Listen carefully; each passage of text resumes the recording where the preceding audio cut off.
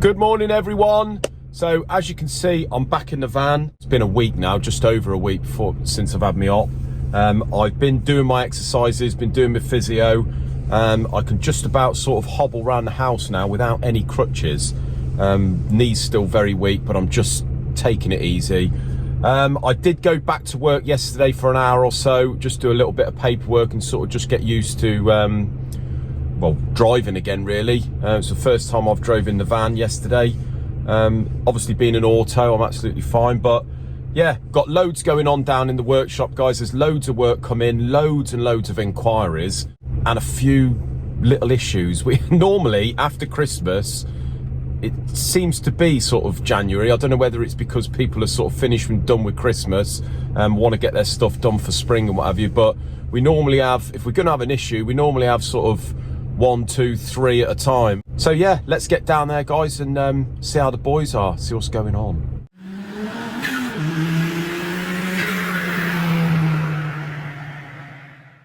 So this is the Lotus cylinder head that Tom has very kindly welded up for us, Tom Upton. Now, I put this in a video, I think a couple of 2 or 3 weeks ago, that I'd finished it. The customer come to pick it up, and unfortunately there was a bit of miscommunication between the customer, John, and I, and there was a bit of welding needed doing on the far end, sort of around here. Now I know I'm pointing my finger, guys, but I'm actually nowhere near the cutter, so don't worry about that. Where it looked like the gasket sort of went, didn't. The gasket goes further out, and it was borderline on one of the back water jackets where the gasket line is. So we've just had that welded up, along with a couple of little bits around a couple of the waterways that looked a bit iffy, and I can just machine those out, and then that head is done for the customer. Right, so as you can see, it's all cleaned up now. We've got an area here which we've welded up, another area here, a couple of blow holes, but that doesn't make any difference, and this was the main culprit here. So obviously if you looked at that without the gasket, you would assume really that the gaskets, you're well within the gasket, even if there's a bit of corrosion there, but no, apparently not. It goes right up to the edge there. So what we've got is an old head gasket.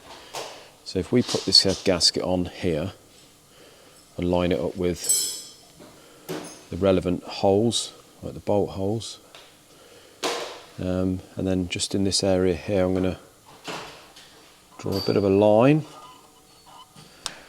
and these ones here we don't really need to do anything with because the holes in the gasket are smaller anyway, although I am just going to tidy it up.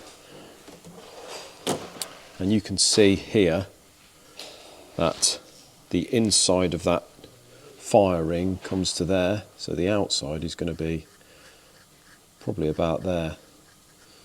So you can see by the discolouring the amount we've welded up here. So yeah, the customer was right, that was real borderline on whether it's going to intrude in that area. So what we're going to do is just trim that up very slightly, just back there, just so it sort of replicates the other side, and then and that should be all ready to go then. Right, so thumbnail and title. Don't know what it is about January, but every year in January, whether it's something to do with building up to the spring and the summer, and everyone's sort of obviously post-Christmas, that's all out the way now. They've got their focus on getting the engine sorted. So 2 things, usually in January and February, we get a load of inquiries for engines, etc. And quite a few people want to send engines in. And also the issues, if you like, raise their ugly head. So last year we did this MGB engine. It was an 1800, you know, standard stuff, go through it, recondition it, balance it, all the rest of it. New pistons, crank bearings, do the cylinder head guides, everything. Anyway, the customer comes back to us. In fact, it's a garage, and he said that it's smoking like you wouldn't believe. Now, the reason we had it in bits originally is because it was smoking, apparently. So I spoke to him while I was at home, off with my knee, and I said, listen, we'll get it in. We'll have a little lot, but more than likely we'll want to take the head off. So that's exactly what we've done. Took it over to Stuart, Alfa Ragazzi, and Stuart's doing our sort of donkey work, if you like.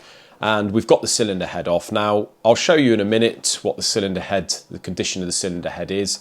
So what we did to it was, did the guides, Obviously did the valve seats, refaced the head, just went through it, give it a good birthday.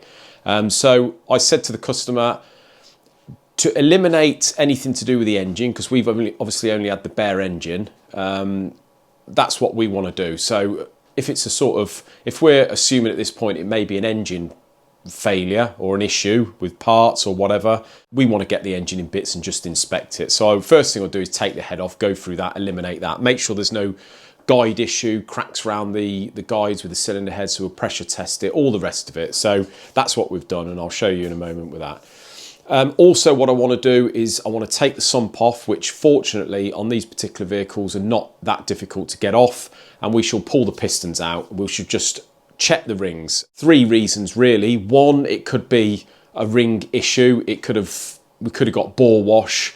It could be a manufacturer issue with the rings, or it could be a fitting issue. So we just want to make sure that's okay. And obviously with the pistons down the holes, there's no way we can tell that. The only thing we can visually have a look at is the bores, which in fairness, now we've got the head off, the bores don't look too bad at all. So the customer said that the carbs have been rebuilt. They are slightly worn inside, but they've had all new bits and they're operating pretty good, to be honest with you. He set them all up and he said that it's about 3.5 to 4% on the old sniffer. When I had a chat with him at home, I said, you know, obviously that's what we want to do, just to make sure it's nothing to do with what we've done. And obviously once we've got it in bits, you're more than welcome to come and have a look, or get an engineer in to have a little look if there's any doubt or whatever. I said, but at the moment, it does sound a little bit like a breather issue to me. We have had it several times in the past on different types of vehicles, whether modern, old, you know. We had it with an A-Series a year or 2 back, same sort of thing. Usually, if it fires right up, even if you haven't done a compression test, you can tell whether it's got compression or half decent compression. Even if the rings aren't doing their job at all, it's probably going to be a bit, you know, it's going to be a bit more difficult to start, but it's probably not going to smoke like that. That does sound, you know, usually if it's a bore wash issue, as you've done a few more miles, as in sort of 500-600 mile, I would have thought it'd gradually get worse and worse. But this thing has only done about 50 miles, mainly driving it to us, so it's hardly done any work at all. And initially it's smoking like buggery. And not only that, but it was smoking before. And it was smoking probably not as bad before. So I said I would want to be sort of having a look at the breather. Anyway, I came in yesterday for about an hour or so, and I said to Stuart, can you just bring over the manifold that's got the PCV in the top of it? And he did. So we've got it here, and this is what we found straight away. So when we took the cap off, so you've got this cap that goes on the top of the PCV, and you've got a spring that sort of holds it on. Now there's a hole in the top of that cover there, which allows sort of atmospheric pressure to go in there, and then you've got a diaphragm inside. And this is exactly how the diaphragm was when we took the cap off. So you can see there, obviously that cap seals the diaphragm around the outer edge, giving you a seal from top to bottom, and the diaphragm works with a spring underneath it. But as you can see, that thing is dislodged from its sort of area here, and the flap is sort of down. So that diaphragm isn't actually doing anything. So when we took the diaphragm off, underneath you've got a spring and a plunger with a plate on the top. Now the idea of the plate, the plunger, is while it's under vacuum, that plunger sort of goes down and seals the hole inside of there. And you've got 4 prongs there, which that little nipple there locates in and sort of works up and down like that. Well, as you can see there, which is evident, and God knows how this has happened, but one of the prongs, the aluminium prongs, has broke off at some point, and it's been like that for quite some time because it's all black, where it's not like a clean break. So obviously that plate is not doing its job, it's tilted, and obviously the diaphragm is dislodged anyway, so that basically that breather is not doing anything. So in my eyes, it's going to draw air, I would have thought, which makes it very difficult to sort of set the carbs up, in my eyes. So I've spoke with the customer, and he's not convinced that that is anything to do with the smoking. So at this point, we haven't got the pistons out.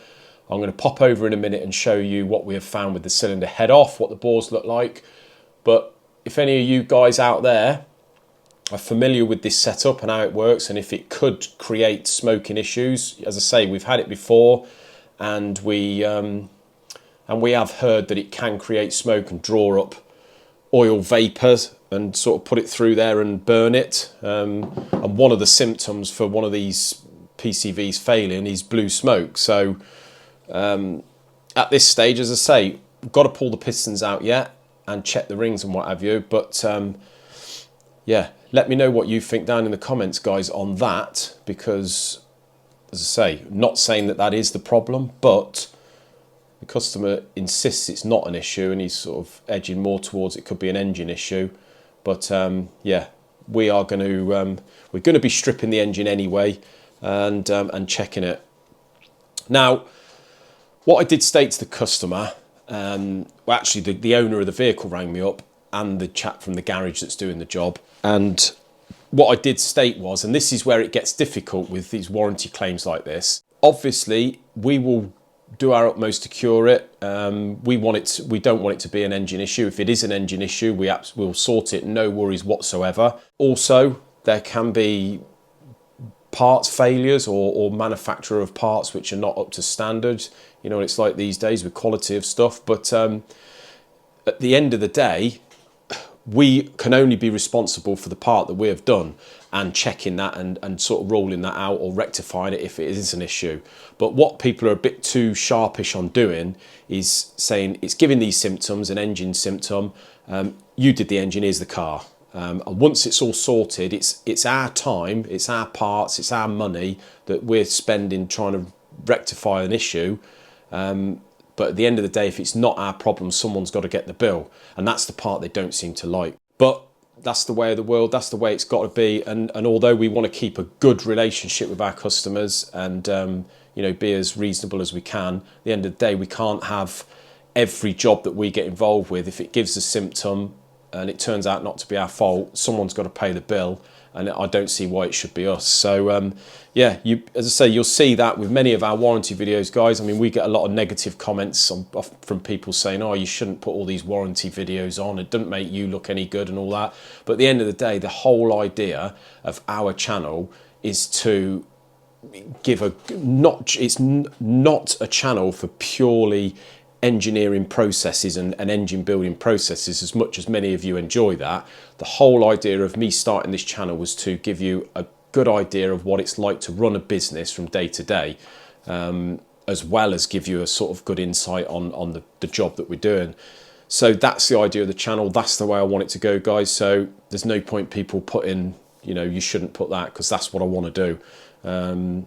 And there's many of you, don't get me wrong, there's many people out there that own businesses and that watch the channel, and they really appreciate it. And it's sort of, they say it's a breath of fresh air because that's what they go through from day to day. So yeah, I don't want you to think that because we get these warranty issues from time to time and we do videos on them, that's all we get, because we don't.